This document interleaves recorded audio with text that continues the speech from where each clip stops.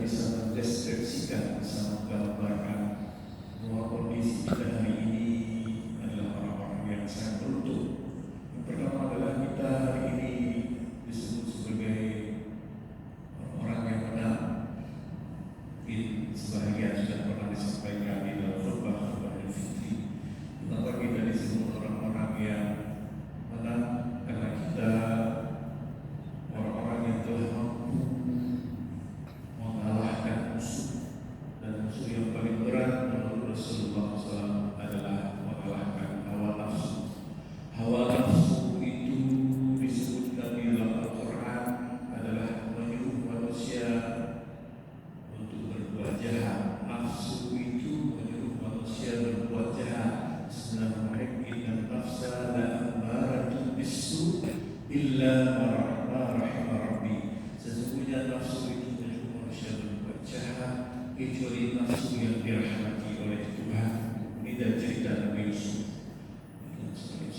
Saya berbahagia dalam sudut tafsir Fathul Qadir, Muhammad Sulaiman Al-Ashqar mengatakan ketika menafsirkan ayat ini, nafsu itu menyuruh manusia berbuat jahat. Yang kedua, nafsu itu sulit dikendalikan. Yang ketiga, nafsu itu ikut membentuk karakter.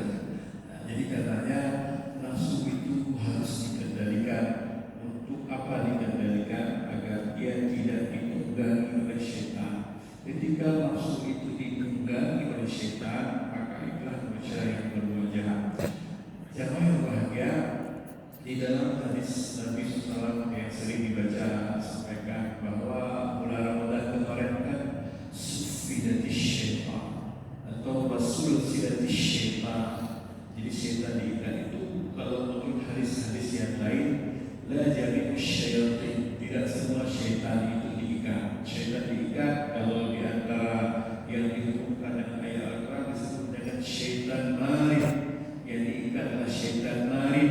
Makna syaitan marid adalah syaitan pembangkang, syaitan kelas berat, syaitan pendurhaka kelas berat itu yang diikat.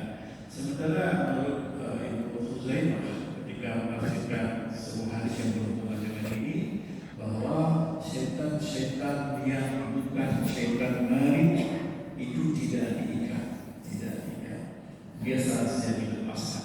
Dan orang-orang yang tidak bisa mengendalikan dirinya, yang dipengaruhi oleh godaan syaitan, inilah orang-orang yang melakukan kejahatan di dalam bulan Ramadan.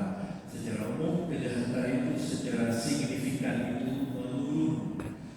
Dan Imam Ahmad bin Hanbal mengatakan bahwa makna syaitan diikat itu maknanya satu saja, secara tekstual, benar-benar diikat. Tapi Ibnu Taimiyah mengatakan itu bukan, tapi itu maknanya adalah makna majazi. Karena yang jamaah oleh Allah Subhanahu wa taala, Imam Al-Qurtubi mengatakan kejahatan yang dilakukan oleh manusia pada bulan Ramadan, pertama kejahatan yang dilakukan oleh manusia yang dipengaruhi oleh syaitan tadi, karena ada syaitan yang tidak diikat. Kemudian yang kedua dilakukan oleh manusia yang telah jadi syaitan. Jadi namun yang gaji-gaji, kenapa ada baca? Kenapa gaji-gaji? Urut kalau dia syaitan, gaji ke syaitan itu, maka berhubungan dengan tafsir tadi yang disebut ikut membentuk karakter. Jamaah yang dirahmati Allah Subhanahu wa taala. Jadi orang-orang yang mampu mengendalikan nafsu kemarin dalam bulan Ramadan, inilah dianggap orang-orang yang telah menang. Maka keluarlah kita sebagai pemenang ketika kita menghadapi Idul Fitri sekarang. Jamaah yang Allah Subhanahu wa taala yang pertama. Kemudian yang kedua, sedikit sampaikan bahwa kondisi kita hari ini adalah yang disebutkan oleh Nabi SAW, kita ini adalah orang-orang yang suci. Amin. Semua orang-orang yang ada di masjid ini adalah orang-orang yang suci. Sebagaimana digambarkan dalam hadis Nabi SAW, mereka menguli dan umum seperti bayi yang baru dilahirkan. Kenapa seperti bayi yang baru dilahirkan? Karena kita adalah orang-orang yang telah diampuni dosa oleh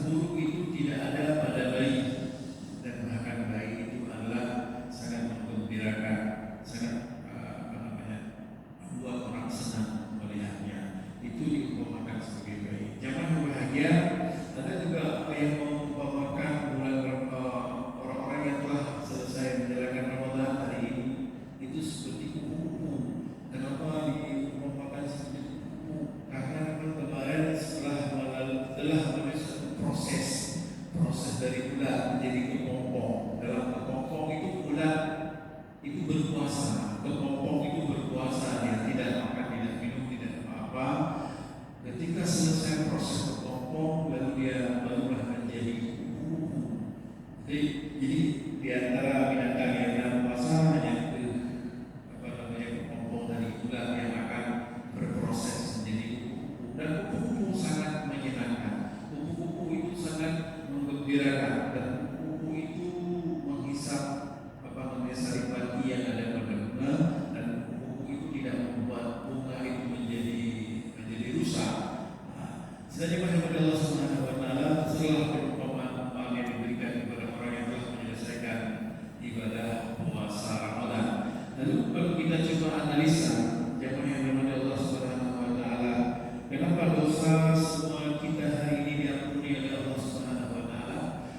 Kita coba analisa dengan hadis Nabi SAW. Dalam banyak hadis yang disampaikan oleh para penceramah, para ustaz, bahkan hadis yang mengandung doa malaikat Jibril yang sudah sering disampaikan, yang diaminkan oleh Rasulullah SAW, yang di dalam hal ini mengandung ancaman yang sekaligus diaminkan oleh Nabi SAW. Kenapa dosa diampuni oleh Allah Subhanahu Wa Taala pada bulan Ramadan?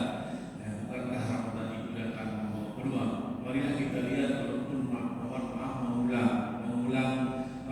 cara-cara Ramadan.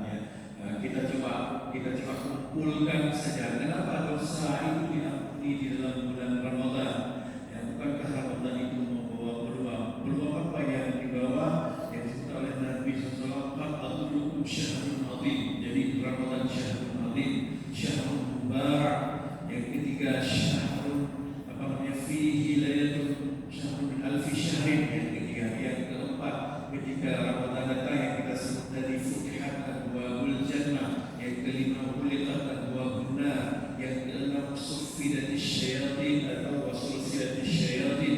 Yang ketujuh, apabila ada amal sunat yang dilakukan itu diberi pahala wajib. Yang ke-8, pahala wajib yang dilakukan itu dikali 70. Yang ke-9 itu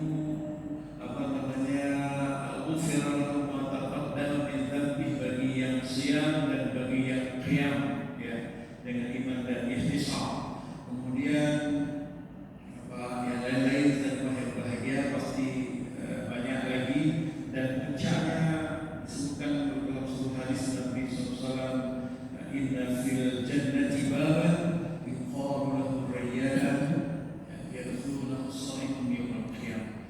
Bahwa dalam surga nanti ada satu pintu, nama pintunya adalah pintu raya, yang hanya dimasuki oleh orang-orang yang berpuasa saja.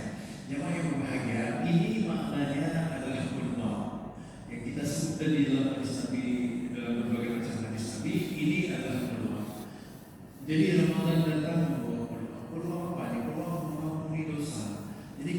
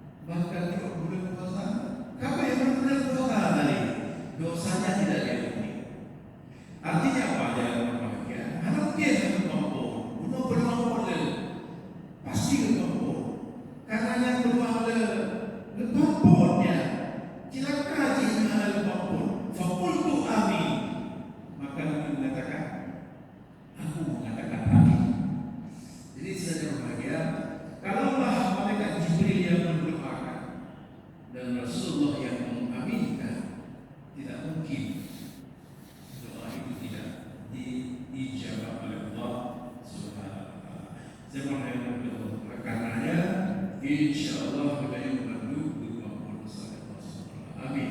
Semua kita hari ini adalah orang-orang yang seperti digambarkan Nabi SAW tadi, seperti bayi yang baru saja dilahirkan tanpa ada dosa.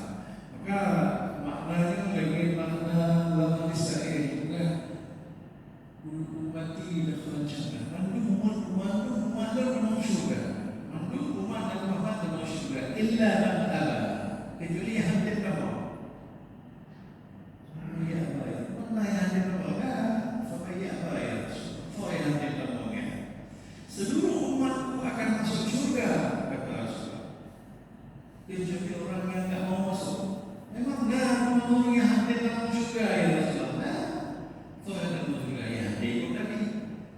Sampai yang dia bermaksud gaya itu lagi yang wajib seluruh dosa itu diampuni oleh Allah Subhanahu wa taala. Karena Ramadan datang membawa peluang. Adakah orang yang tidak diampuni? Wajib ya antik. Aku pilih hari puasa. Kita bertanya kampung. Nah orang yang tinggal puasa kan kurang. Apalagi berbuat maksiat. Kadang-kadang contoh artis-artisnya nanti hadis ada kunci karena itu gratis. Saya kemarin saya puasa, hari ini saya tak puasa. Jadi melihat berita sesuatu yang biasa. Lama saya tak puasa 1 minggu, tapi minggu kedua saya tak puasa. Seolah-olah sesuatu yang biasa-biasa yang ringan-ringan saja. Jadi tidak seperti itu. Saya memang Allah Subhanahu wa taala itu adalah kondisi yang kedua, ya.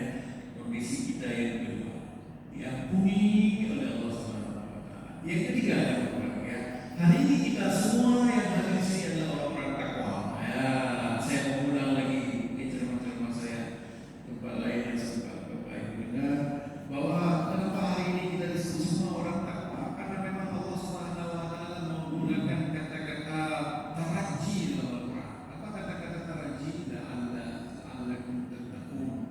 Orang yang berpuasa itu berpeluang sekali menjadi orang takwa karena Allah menggunakan kata-kata raja. Raja itu adalah doa.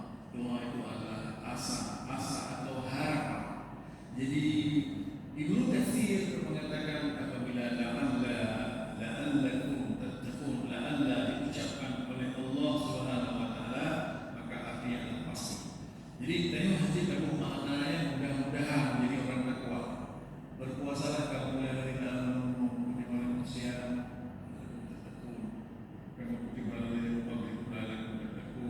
agar menjadi orang takwa. Dan boleh diterjemahkan agar menjadi orang takwa. Dan boleh diterjemahkan semoga menjadi orang takwa. Kenapa? Karena Allah yang mengucapkan itu artinya bukan semoga, pasti menjadi orang takwa. Ya, tapi kalau ada anda itu diucapkan oleh manusia, maka Allah itu pasti. Maka Allah itu tidak pasti.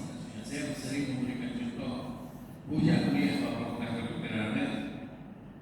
Mudah-mudahan jadi dokter. Allah jadi dokter.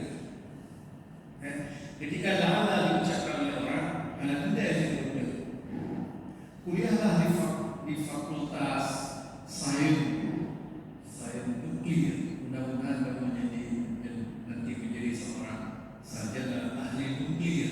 Itulah Allah. Semoga kamu menjadi insinyur pertanian. Kuliahlah kamu pertanian. Itulah Allah ketika diucapkan oleh orang. Tapi lah Allah yang diucapkan oleh Allah yang pasti terjadi. Karena saya berbahagia intisafan bil mungkin. Makna daripada Allah adalah menurut Ibnu Katsir sesuatu yang pasti. Dengan demikian berbahagia semua kita pasti menjadi orang-orang yang bertakwa karena kita telah menyelesaikan ibadah puasa Ramadan. Itu yang ketiga. Yang keempat yang Allah Subhanahu wa taala bukan yang berhubungan dengan kondisi. Saya ingin sampaikan apa yang tadi disampaikan oleh seorang salafus saleh Bishr Al-Hafi ketika beliau ditanyakan oleh murid-murid beliau,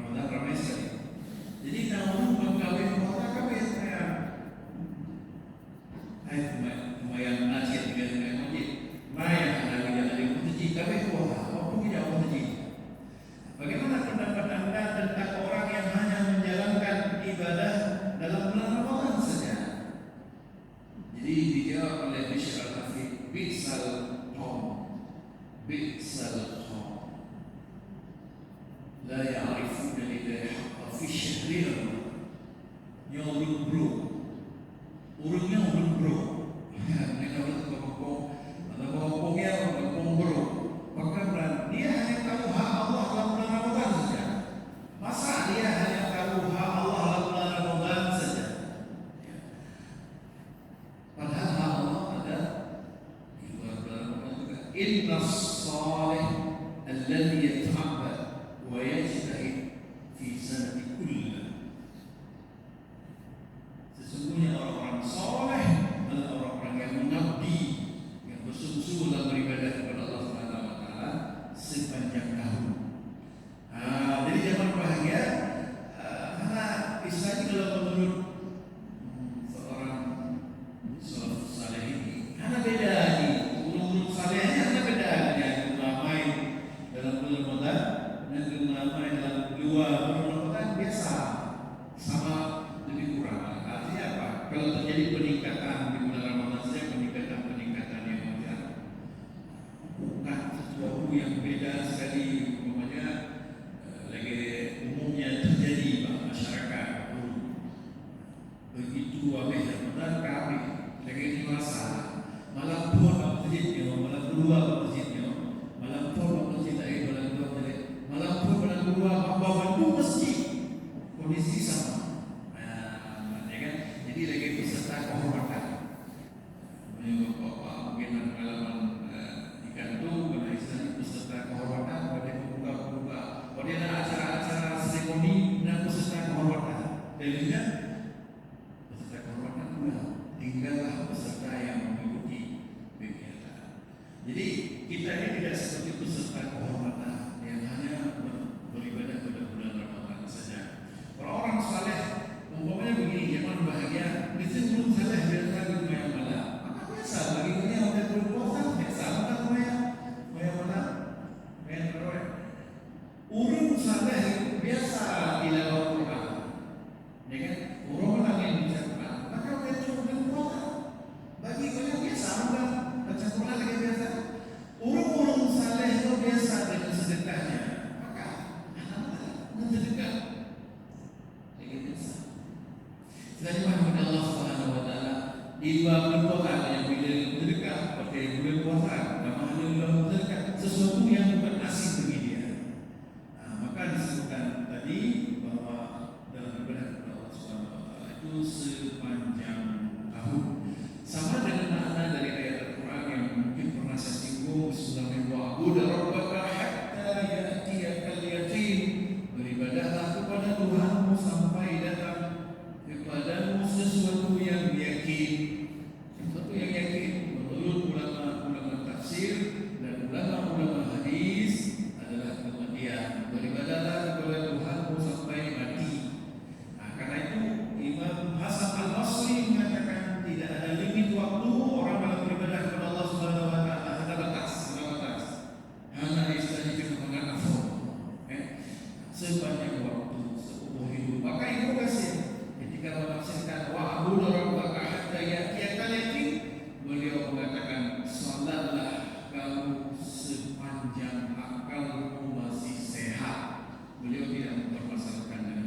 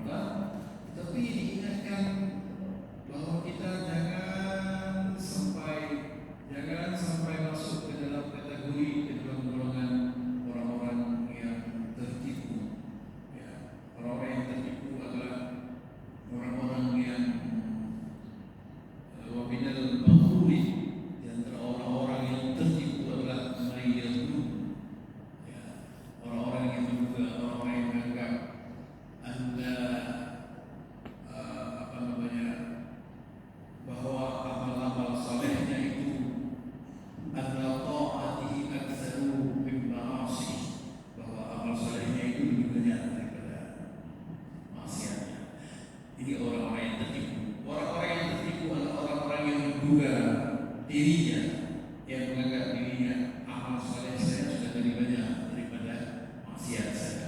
Orang-orang yang tertipu adalah orang-orang yang menganggap alhamdulillah ibadah saya lebih baik daripada